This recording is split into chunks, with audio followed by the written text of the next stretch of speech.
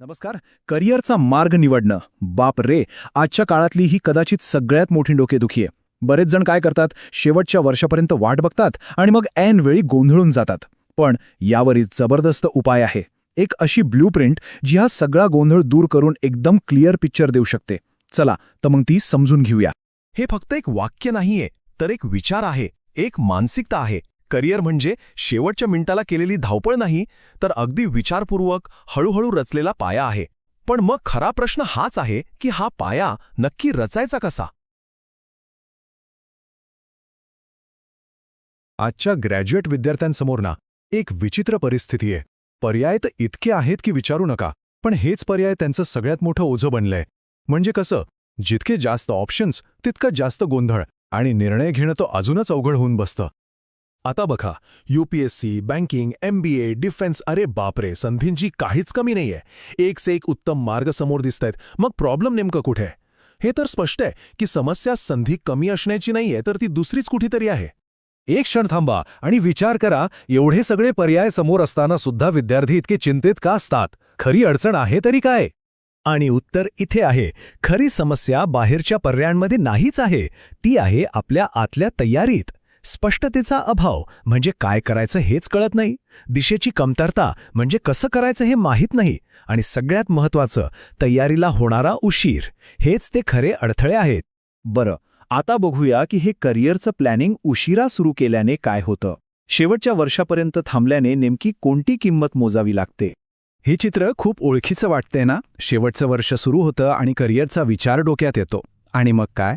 एका बाजूला अभ्यासाचं प्रेशर, दुसऱ्या बाजूला भविष्याची भीती, आणि तिसरं म्हणजे काय निवडायचं ह्याचा गोंधळ.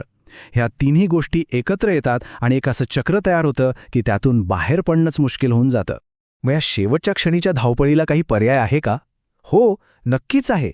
आणि उत्तर दडलंय एका दूरदृष्टीच्या आणि एकदम प्लॅन केलेल्या अप्रोचमध्ये. चला बघूया तो नेमका आहे तरी काय.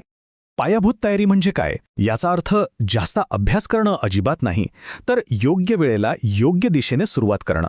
म्हणजे इथे धावपळ नाहीये, तर एक स्ट्रॅटेजी आहे.